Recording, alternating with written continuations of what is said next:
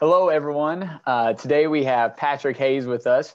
Patrick is a sports marketing genius, a hard worker, go-getter with a relentless work ethic, and that's half the reason, or 99% of the reason he's gotten to where he is today. Patrick's story will take us from Nebraska to the red carpet of the ESPYs, and also from Waterboy to Instagram posts with NBA All-Stars and NFL Pro Bowlers, all before the age of 30. Crazy. Wow. I'm 30 next month, though. 30 next month. Well, we still got some time. We got some time. I appreciate it, Phil. Thanks so much.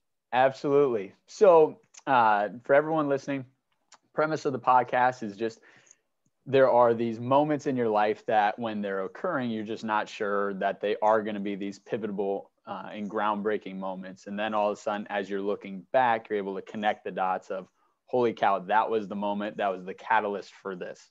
And so Patrick's story is just absolutely fascinating. That's why he has to be on here today.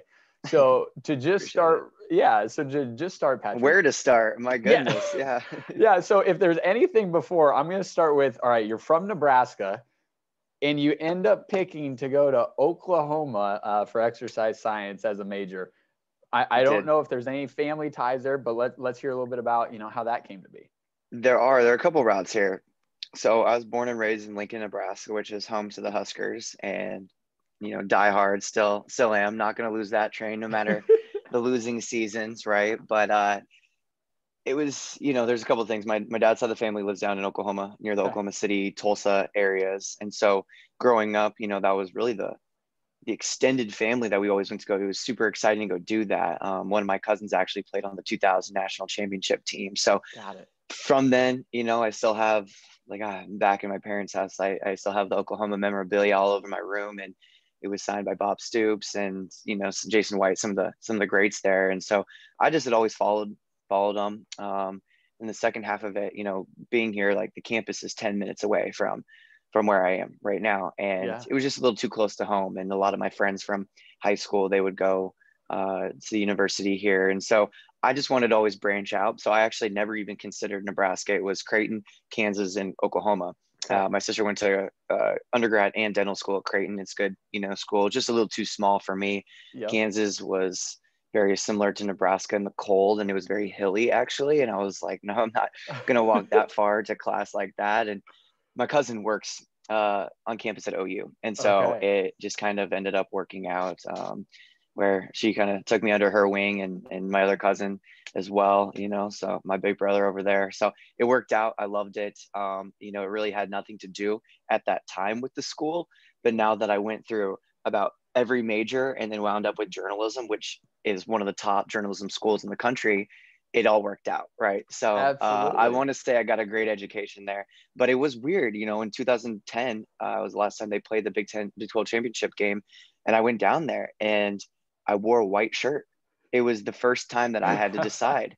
And this coming year is going to be the first time, it's crazy to say this, that I will be wearing Oklahoma gear when Nebraska visits Norman in September. So, and then I've got the crew. Everyone's coming out here 2022 for OU at Nebraska. So hopefully the stadiums, everything will be open by then, and it'll be a good time. So we're still combining all of them. Always got to root for the Big Red, but they just they don't pull off the victories that the Sooners had last night. So as I was gonna say, now we have to say congrats on the big Sooners win over the Gators last night. That was a big one. That's right. That was big for the program. Absolutely. Well, good. So while you're at Oklahoma, once again, start with an exercise science major.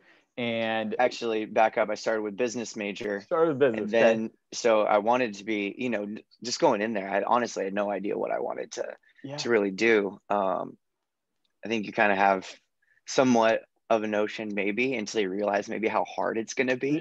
And so I always wanted to be in my head, I love actually like architecture and housing and things like that. And then I realized how much math was involved, and quickly before I even stepped foot on there, I was like, nah, that's okay.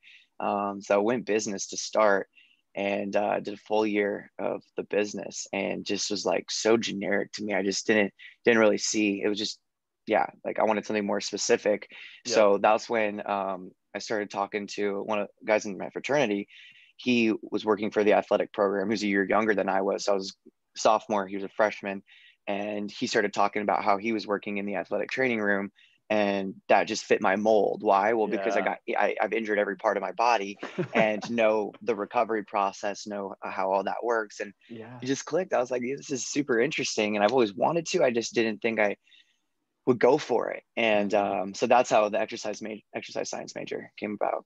Got it. Okay. And so during that time frame, then you assist with both track and field, and then I don't know, maybe promotion. I don't know how they looked at Yeah, it to exactly. football.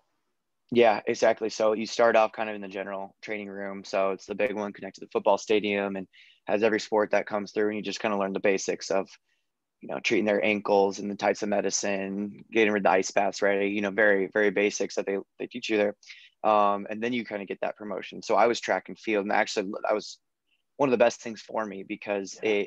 it allowed me to be that hands-on. I was really their trainer, for specific groups. I was the one that, uh, before the meets, before any practice, I specifically taped it because they get used to that. The same way it goes for the football guys. They all have their own doctor, their trainer that they go to no matter what. It's just a habit. It's their pre-practice, pre-game routine.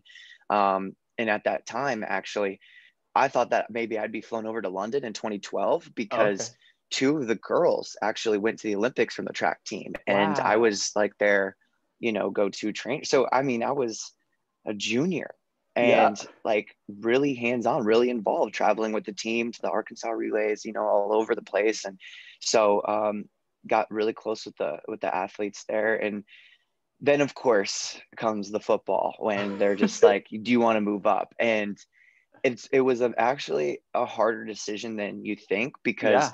you just become, like you said, a water boy for football. You don't have that necessarily title as I'm your trainer, I'm going to do these things. And you just kind of are part of the program. That's where the dollars come in. So they're able to Right. have your 8 doctors on site 24/7 and to take Yeah. care of these guys. And so, but at the end of the day, it's probably what everyone goes there to do, is to be a part of the football program in some sort of way, just due to the talents that walks through those doors. And at that time it was Coach Stoops, who was very welcoming, and it was just a laid back program. I didn't really know what to expect to be inside college football, a top 5, in my opinion, program. And super interesting. I learned more, and that's why I ended up going another route at the end of the day, was Yeah. because I learned a lot more than just the athletic. And that says a lot, I think, about the program for sure. Absolutely. And so that next route then, so exercise science, once again, kind of gets us into the door or the realm of collegiate athletics.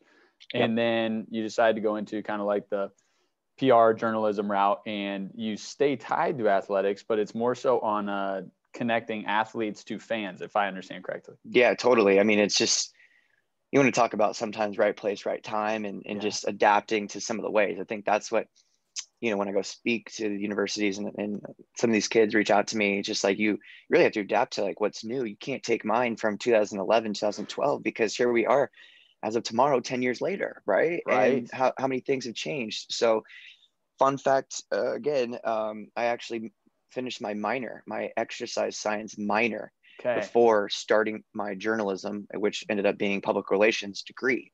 Yeah. So I was a senior in freshman level classes.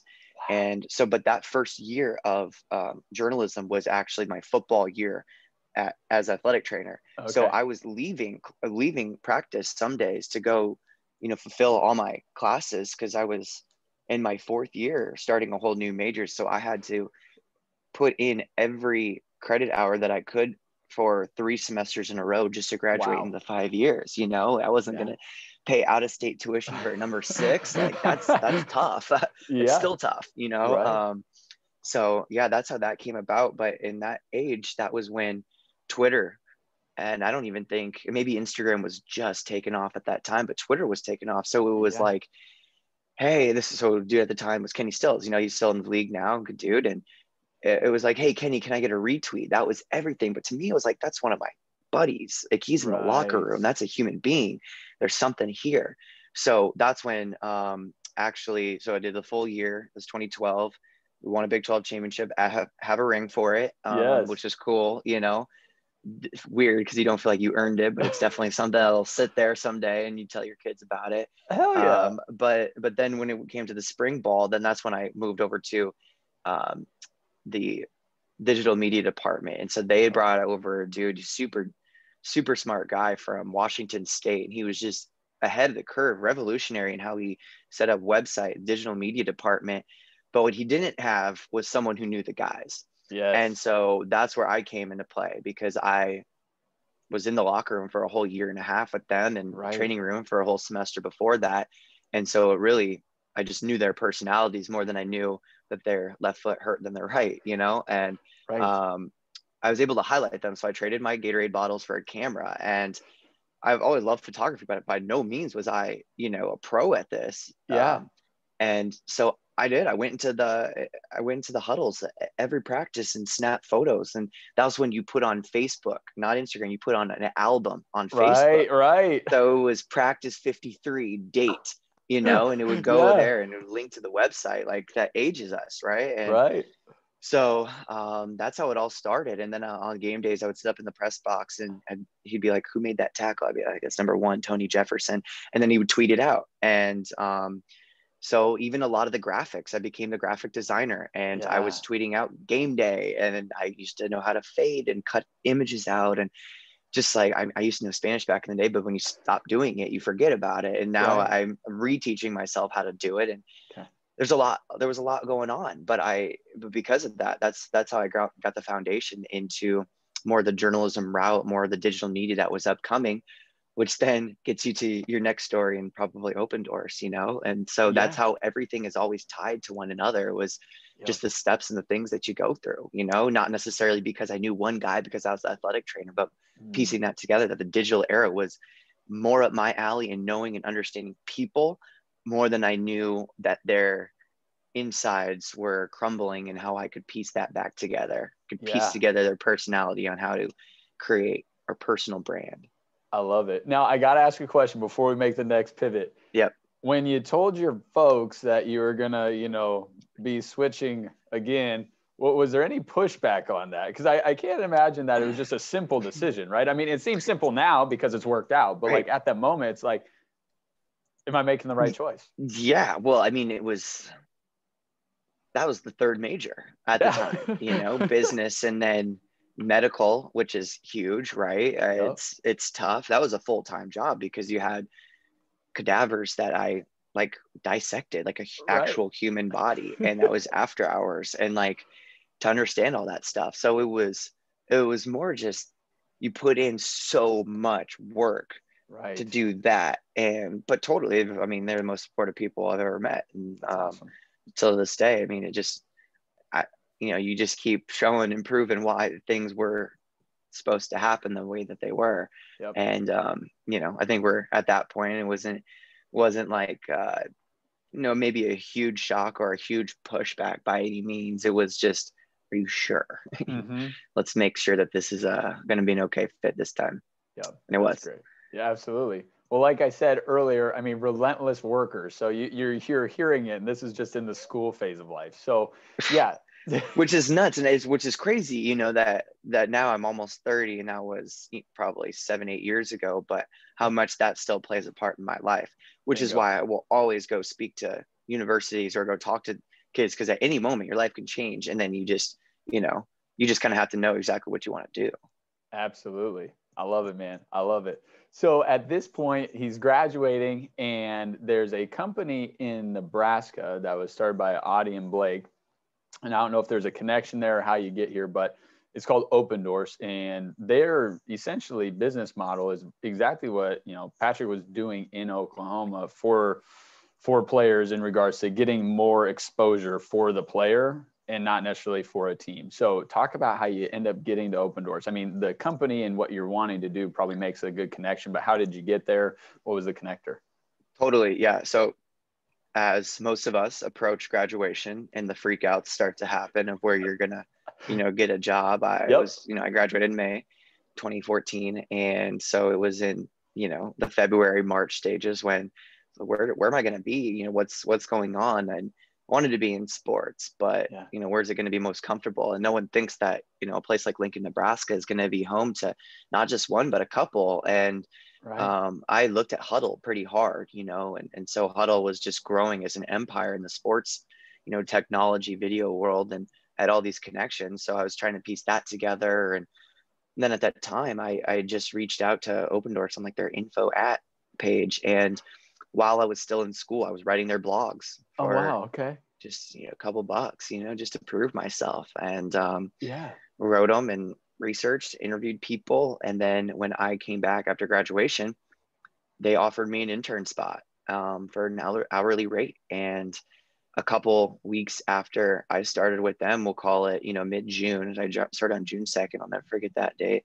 June 2nd, 3 weeks later, the girl who ended up bringing me on, who was head of talent relations, she decided to move back to New York.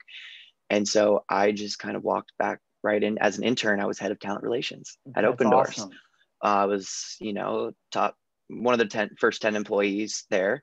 And which is why I talk to Blake and Audie all the time, that without them and believing in me, would definitely not be talking to you and have this crazy story, So Yeah. that's I how love it. it all kind of sunk from Oklahoma graduation into back home here. It was a good fit because I Yeah. wanted to be back home for just a little bit, right? I'd gone away for 5 years, and it was just different being away, and all my friends were here and they all had good jobs. And so I wanted to come back for a little bit, and it all worked out. That's great. See, the thing I love about it is that, but you're a go-getter, right? It's not like these things happen by chance. I mean, the gal leaving and you getting to step in, but like you actively sought them out, right? And then, I mean, you took the position that they were willing to give you. Hey, I'm a graduate, but yes, I will take your intern spot, right? And I'll just start where I'm at and not expect to be director of talent relations, off the bat. Yeah, that was a tough decision. Like I actually got Yeah. that far. This is like those vivid memories that you just never forget. A pivotal time. And I was getting in my car in the driveway, and I just remember like I got the phone call, and like I took a lap, like I just like walked, and I was like, oh, it crushed me. Yeah. For a second, I was like, really? I like all my friends have a nice salary, and here I am taking the minimum just to get my foot in the door, but I wanted it so bad, dude. Like, Mhm. and I just liked those people over there, and Yep. clearly there's some amazing people, Yeah. and that's why, but it starts with the good people and believing in them and having someone else believe in you. It's, yeah, like I want to say that I definitely did a lot too, but there's a lot of other people that definitely had a belief in me that I'll forever be grateful for. That's awesome. I love it. So as you're at Open Doors, and you have a quote, and I love the quote. It took a lot for me to move to LA. So you're back in Lincoln, right home. You're working with a good company with people you like, but there's some itch inside of you, some burning desire that, hey, there might be something more or a Mm-hmm. little bit different for me elsewhere. So you make the move to LA and you join a firm out there and become the content strategist. So how did that come about? And I mean, what ended up being like the deciding factor for you to actually make the leap out? Yeah, well, again, Open Doors was the platform to do that. And what I always say was, and they had a great business model by friend zone people from the middle of Nebraska. Mm-hmm. And everyone was, who's this 402 number calling me? And those roots got me there, right? Like Yeah. I just resonated with these agents and marketing reps who, maybe sometimes get a little bit of a bad rap and bad connotation for it because of how crazy the industry is in general. And maybe you could say I was a breath of fresh air for some of them, that Yeah. I could just keep a normal conversation and maybe be a normal person in Nebraska that doesn't have a whole lot. I just wanted to touch base and congratulate them on some of their, clients doing big things and them doing big things themselves. And so that's what Open Doors gave me the platform to do. And after Wow. 2 years there, I knew so many people out in LA and along, New York and Miami too, but specifically out in LA, that I was not going to be the middleman anymore. I was going to have some of my vision for these athletes, and that, again, growing and seeing these things for Yep. yourself, piecing it all together. I had so many different ideas. I just couldn't do it being the middleman, right? I wasn't the one spending the money as the brand. I wasn't the or the, manager or agent or marketing rep that was specifically telling them, I could tell the agent or marketing rep that just never worked. Right. And so eventually, a position came open in the digital marketing field at that first agency. And I had to jump on. It was really tough because I didn't know anybody and had never really been there outside of maybe one business trip. And so the unknown was crazy. Yeah. And moving to Oklahoma was hard, but then it was the same similar type of people. But then Yep. you always hear these things about LA and people moving back home because their experience wasn't there. And so you have these questions: are you going to make it, and what's it going to take to, you know, continue to stay out there? But if you just don't do it, you'll never know. And I did Absolutely. it. Absolutely. So, would you say that the biggest decision or deciding factor was the ability to put your vision onto something? I mean, was that kind of like the Yeah, the for extra sure. nudge for you? Yeah, for sure. Like actually collaborating and hearing from the athlete themselves as well. I hadn't heard that. You know, I Yeah. only heard about the locker room at OU and then what the agent said. There wasn't like an in between when I started. Oh, I knew that guy and I still kept in touch. Like I let the dudes that I knew, I kept in touch, you know, the happy birthday, Merry Christmas type Yep. text, but I really never pursued anything outside of that. I kind of just focused in on. I never wanted to overstep my boundaries with some of these guys, and I wanted to, you know, be able to add some value when the time was right. And eventually I did, but I never, you know, these guys were learning themselves and they were going through their own business. And so like, I always kept in touch, never lost those relationships. And guys like Sterling Shepard, Kenny Stills, Tony Jefferson always gave me the time of day after they left school. And Yep. that's great. You know, like you Yeah. can't teach that as a good human Right. being. And so those, along with the Blake and the Audis of the world, like even other coworkers who I'm about to go visit after this, though, like I will never forget those things. Absolutely. Well, and I think some of that, I mean, not to go on a tangent, but some of that is just growing up Midwest style, right? I mean, Yeah, you know, I think that's something that we get you can tied see with. that now. I can Yeah. see that after, you know, about it 5 years in LA. Yeah. There's a difference, you know. And even on the work ethic side too, right? You know, I mean, just personal Yeah, caring, but also the work ethic. I think, you know, that's what the Midwest gets a yeah. thumbs up for. My parents just didn't throw a penny in the found and just wish that something happened. They put their head down and they grinded Yeah. too, you know. And I saw that Yep. every day, right? Hmm. And that's same thing. Neighbors, everyone, family. That's awesome. I love it. So now that you're in LA, right, you're starting to make connections with athletes specifically, Mhm. and you're with a couple different firms out there making these connections. Who were some of the first connections of athletes that you started getting feedback from? And then what was some of the groundbreaking or like aha things you were hearing that ends up leading you to start your own firm?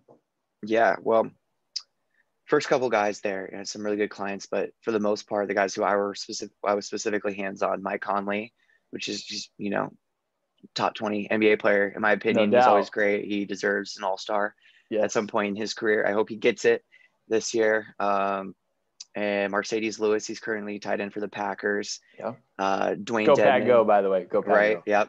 Yep. Dwayne Dedman. I believe he's on the Hawks now. Those three guys, I mean, they were Mercedes and Dedman lived in LA. And so I was able to, you know, go back and forth, and they would invite me over for the dinners and, you know, things I had never experienced, you know, just as a homie. Like it became Mm-hmm. business, but it was also just like I gained the trust to be able to Yes. go hang out and be in that group and to go to the dinners and things like Right. that. So, you know, and I have my own opinions of things, but it wasn't until I heard their firsthand of why they did it, you know, like, hey, Mike, why don't you do those things? And then it's like, hey, well, my past experience, that makes sense. I appreciate you sharing that, you Right. know? And so I had never gotten that.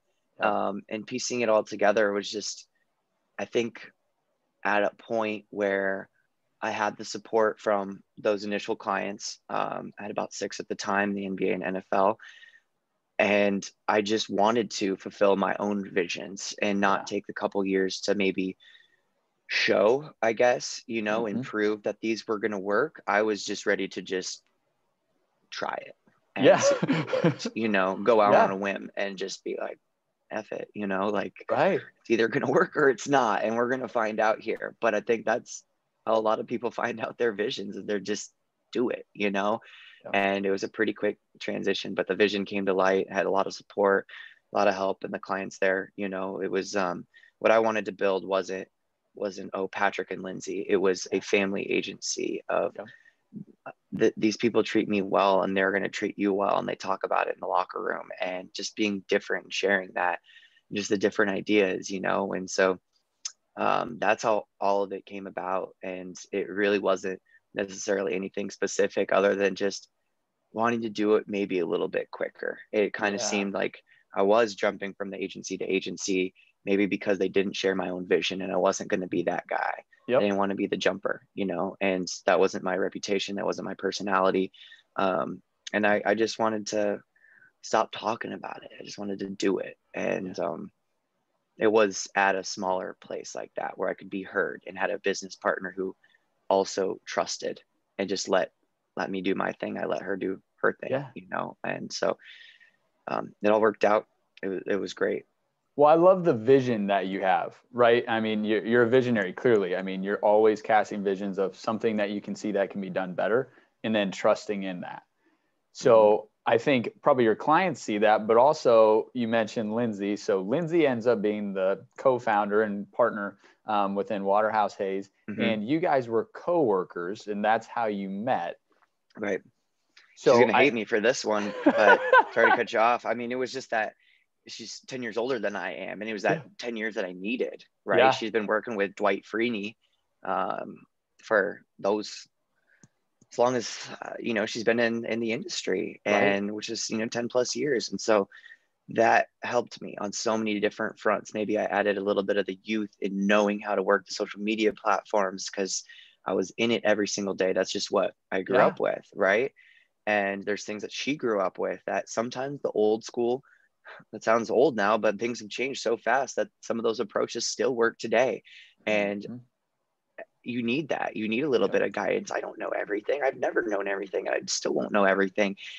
I never wanted to act like that. And adding that was just what I needed. I didn't necessarily have someone maybe my age at the time who was just energetic to get it. Like, that's great to have the energy, but you need to have a little bit of the knowledge that goes on behind the scenes, more than I did, and I don't know if I got enough of it at two different agencies that maybe weren't necessarily as established. They, had some really great leadership and also some really good clients, which then, translated over to I still worked with. And that gave me the platform. And to those people, even though some of those didn't work out, they gave me that. And I still talk to them and I'm still forever grateful. I don't think I ever want to burn any bridges, nor to think I have. I love it. Well, it's interesting that you say, Lindsay had some experience and then maybe some different ways that she helped clients. It almost sounds like a very similar situation to when the gentleman came from Washington State to Oklahoma. It's like, hey, he's got a lot of this experience, but I'm bringing something to the table that he doesn't necessarily have or isn't, super proficient at, and similar with your and Lindsay's partnership. Yeah, totally. I think that's probably how it goes most times than not, is you piece it all together and it just clicks like that. And, I actually didn't know Lindsay for the first month that I was at the first agency. After that, it was like, as soon as I found out that I worked with her, it just kind of clicked, and you just kind of know. And the past experiences, and not even that life. Like, I'm from the Midwest, she's from Connecticut, the East Coast, and maybe that little bit more East Coast bulldog in her.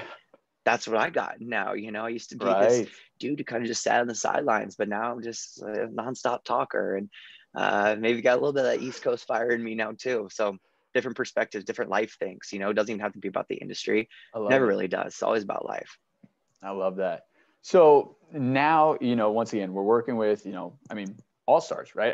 Perennial people. And I would like to think that what you were talking about earlier, a lot of them are, it's more than just business relationship, right? You're going over for dinners, you're hanging out at the house, you're going golfing, whatever it is. And that's probably why they elect to move with you or, keep working with you, right? Yeah. Comfort, trust. That's what I built. Those are probably some of my better traits, right? I think it's the trust factor, the reliability. I just never wanted to let them down, and I think that they knew that too. And it was never about me. It was always about them. I've never wanted to have someone, I get goosebumps thinking about it, but like, there's nothing that would make my life more than if Mike Conley made an all-star team, Mercedes Lewis, he's so underrated in my opinion as a tight end, as a football player, as a man, as someone who's knowledgeable, being so many things I've learned from him, even this past couple of years. Like, he went back to school to finish his degree at UCLA. I commend him for that. He's a businessman, I know his Toomey Water business. I've seen firsthand things that he's built, not even on the football field, hearing about the relationships. You know, he tells me about going over to Aaron Rodgers for Thanksgiving and how Aaron, you know, just treats him as his brother like that. You know, Mercedes is 36 and Aaron's up there too. And like, you resonate on that level, and it might be tough in those locker rooms. So I understood that connection, something you don't hear on social media or see on your TV like that. And so a lot of the behind the scenes things that, you know, really, I mean, if I hadn't been sitting right there, I would never have witnessed or understood myself, or even thought was even happening, you know? And so through that, the work ethic and seeing all of that, knowing what he wants in life and piecing it to what I want in life, and then having that conversation, it just became deeper than what I ever imagined. And I think that what I ever, you know, envisioned for these guys, it was going out there, I'm going to hustle so hard and work for these guys. But then like low key, and I will always tell them, like, I wouldn't be here without you and those things that happened. And crazy stories, you know, for another day, for another podcast, you know. I was gonna say podcast too, for sure. Well, so I so many stories. What I will say, and I want to hear a couple of things. I got a couple pointed questions on some stories, but I think you know, what you're talking about is so interesting, especially in that industry where you're so like, and when I hear you talk about it, it's genuine, like the other person is the most important person. I think in that industry that gets blurred for a lot of people that are representing athletes, that it all of a sudden becomes about them, and you know, egos get in the way. And it's like, when I hear you talk about it, it's like, no, I mean, truly, like, it's about them. I just, you know, I'm assisting them and helping them in these other avenues.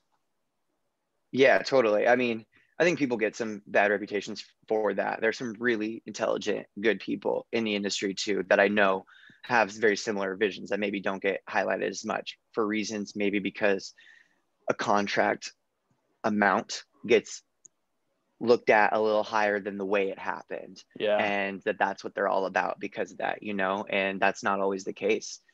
It was just my personal story that I didn't want to go to a bigger agency that maybe had people's thoughts going a different direction, right? Maybe that weren't true, but that's unfortunately sometimes the case in a wild west industry like the sports and entertainment one. So you know, it's definitely not everybody. I can understand that that's, you know, a thought process, but for me it was just like I wanted to create that own narrative for me and prove that, right? It was some of the things, very few and far between, of being from Nebraska, right? I don't know of a whole lot of other people you know, from where we are that went out there and specifically represented athletes like that. And I wanted to create my own story for that. That was really cool. Being called by my high school to do an interview, I was like, what? You know, that's cool, because I sat in those same seats wondering what the hell I was going to do someday, you know? And so, I mean, it's just probably engraved in our blood around here. I you know, don't want to say it's just me by any means. I love it. So I do want to know a little bit. All right. So as you're doing like contract negotiations and things like that, and, you know, helping represent guys, I mean, that's got to get pretty intense, right? Well, I was only doing the marketing side. So I didn't do any of like so I had been in rooms when they signed contracts, which was pretty, you know, intense because it was so life changing for them. Right. And it was the stories about this, working for a guy like Mike Conley in my second month out in LA, signed for the richest deal in NBA history. At the time, I was actually still grinding to make a living out there, you know, and don't know if a lot of people, I don't really say some of these things, but I told Mike this, but when he signed, I actually was living out of my car. And I didn't have a place to, you know, really set up. I wasn't necessarily sleeping there. I just didn't. I was sleeping on couch to couch to couch. And at the same time, I was getting Facebook messages, text messages like, hey, when are we going to Vegas? When are you picking me up in your private plane? Did you buy a Lambo yet?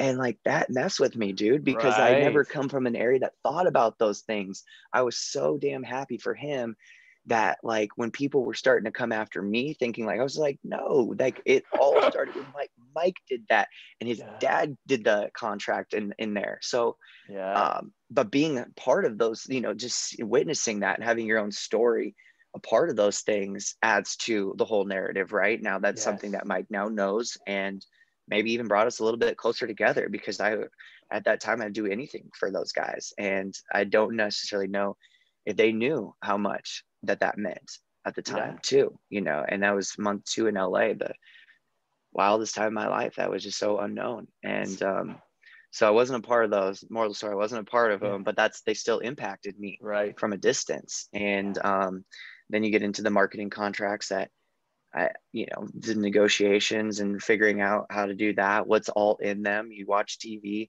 you see the commercials, you see what's on social media, and how do you get from point A to point B? Why them? Why that narrative? Why that storyline? How much are you involved? How much is it worth? How much you got to do? Well, how long does it last? There's so many different questions that you just watch and you're like, that's super cool. And there's like 40 questions that come off of one commercial. So, and that was interesting to me. And that definitely got intense.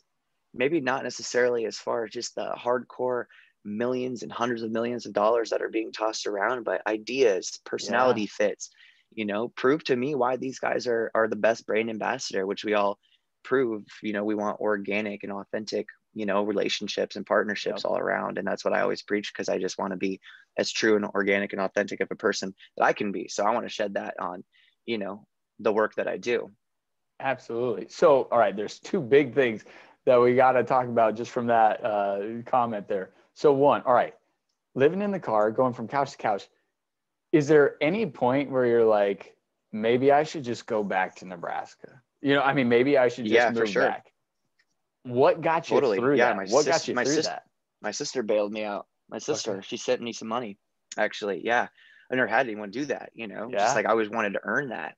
And, very fortunate. I tell her every day, still that's why all these people that I've mentioned from start to finish, they will always be a part of it. They might as well be tattooed on me, because I wouldn't be in these situations. And someday I will definitely pay her back in a much larger, life-changing way than what she did for me. And so I love it. Eventually, I hope that some of these guys too, hear about these things. I don't want to necessarily go approach them about these, but if they ever find out, like, my sister played a big part in their lives without them knowing about it. My family played a big part in their lives without anybody knowing about it. But it was that one little deposit, it wasn't a crazy amount, but it was just enough to, give me that next meal and that next day out there. And I turned that next day and meal into sitting here telling you this story.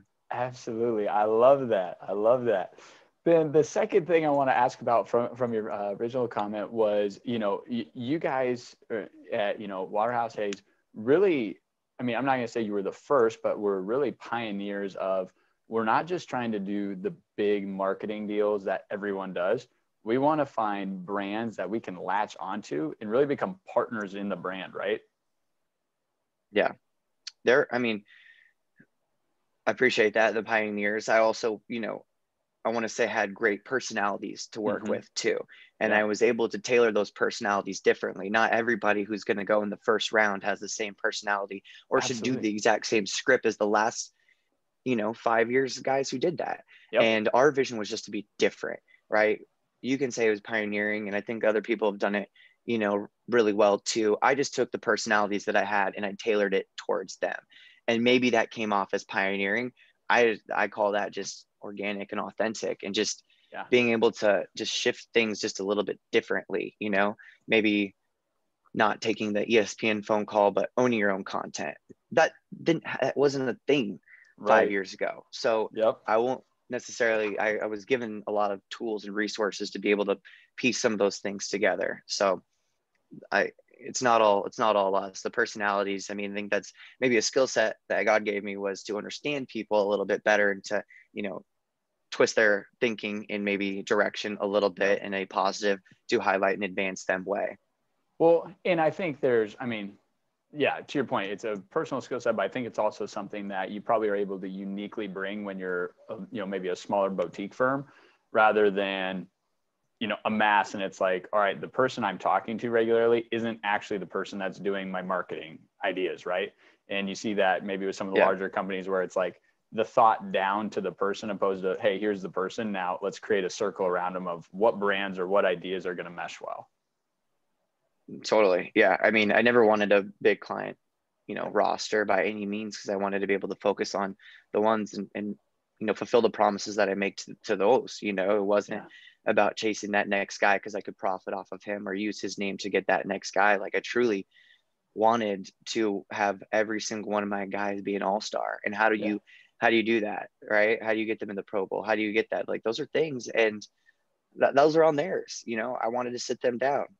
I know I'm not the only one to do that. This is just my experience in telling you these things. And that was our goal, right? And that's what's your goal and how do you get there? You piece that roadmap. And that's what I was able to do. And I think that's, probably one of the things that I do probably the most in life, or the best in life, is just kind of piecing some certain things together. I love it. Well, you have to promise me, I'm going to get on recording right now, that we'll have episode 2 and we'll just do like stories about stories on the pro athlete side and LA life.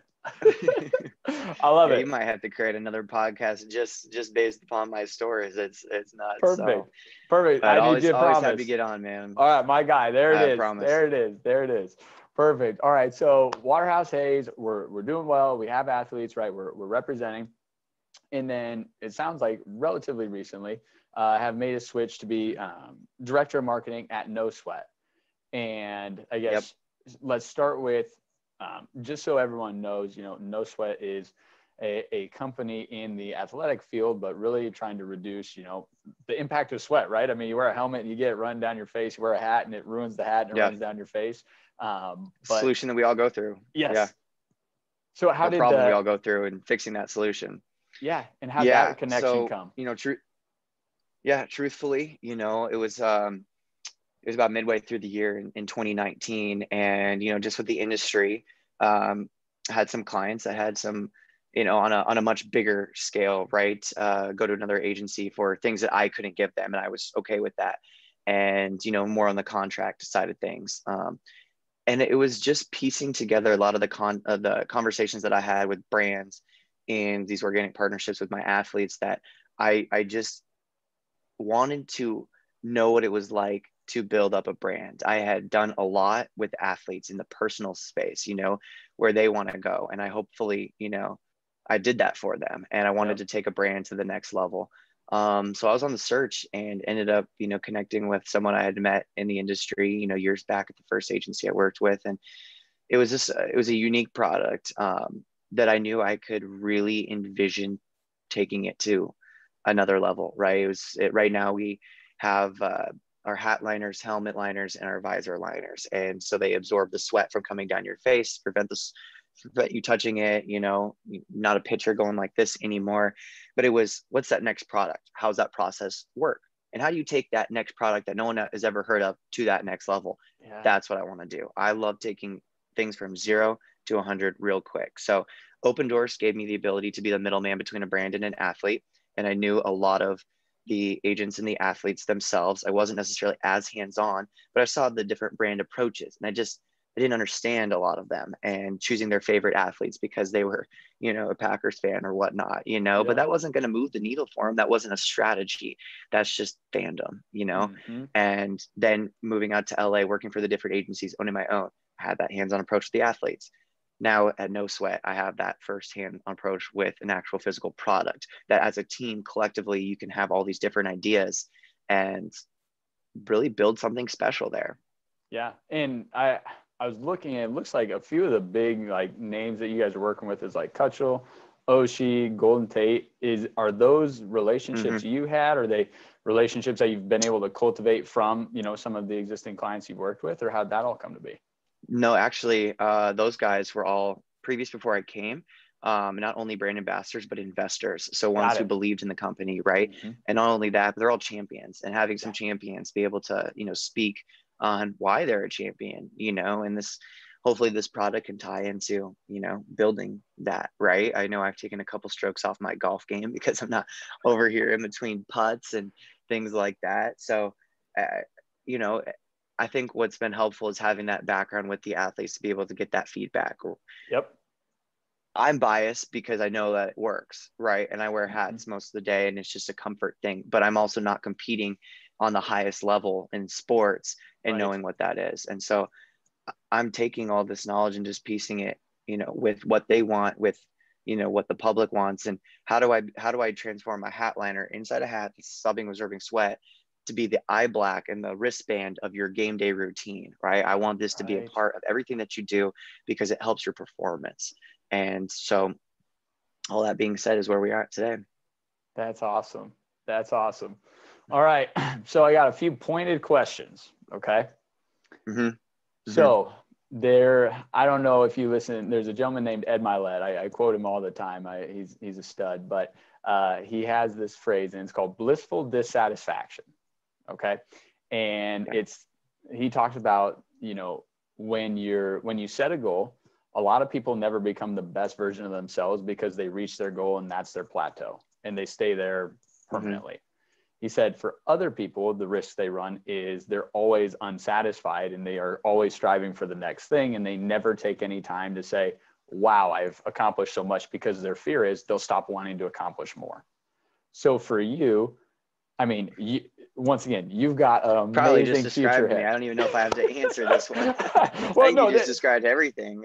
Yeah, well, and I think that's the reason, folks like us are in the positions we are, right? Is because we do have, this blissfully dissatisfied lifestyle. But the question I'd have for you is, knowing, hey, I've got a bright future, right? I mean, what you're going to do when we do this again in 2 years, 5 years, 10 years, I mean, it's going to be even better stories. But for you at this moment in time, how do you say, all right, I still want more?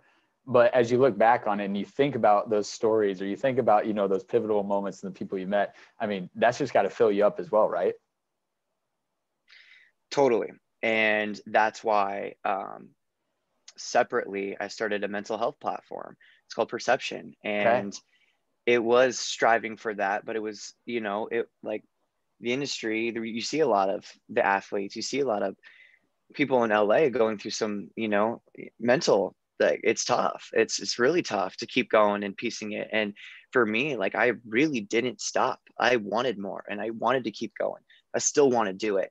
But like, I started that because I wanted to also have something I could just take a breather on as well, have something that I could bring to these athletes that are also going through that. So it's not taking me away from what I really want to accomplish with the athletes in the sports industry, but just doing that, taking it aside and being like, we need to focus on something else. So even though that kind of sounds like, and now that I'm talking about it, that I'm keep going and piecing it all together, it has just taken me a step back to not be so wrapped up in always talking about, what I do, no sweat, the athletes that I worked with, right? Those are very important things in my life. And I tell my boss at No Sweat all the time, I love No Sweat, but it's mentally healthy to sometimes take a break from it. And so I've started that project. We're in the works for it. It's something that once that's fully completed, and then I'll be able to share in the next couple episodes that I'm on, is something that's going to be able to officially, take that breather and be able to then speak about it, right? And in a different realm of not always like talking about being a go-getter. Like, it's very healthy to sit back, celebrate your wins, want to do more, but just to chill for a sec. So I've combined all those different things. I still want to push forward, but in creating that platform has helped me take a step back and realizing that's really what we should be doing. That's what I should be doing personally. And I want to shed that on, the people that I've learned go through very similar, things around me. I love it.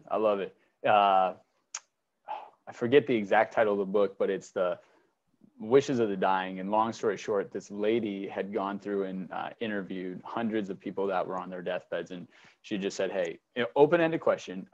What do you wish you would have done more of, or life would have looked like? And she didn't give like multiple choice. She just then compiled all of the answers. And there were 3 that stuck out, but one of them that's always stuck out to me is, I wish I would have let myself be happier, right? Because we're always caught up in the day-to-day. We're always caught up in the next thing that we don't take in the joy, or we don't let it last long enough, right?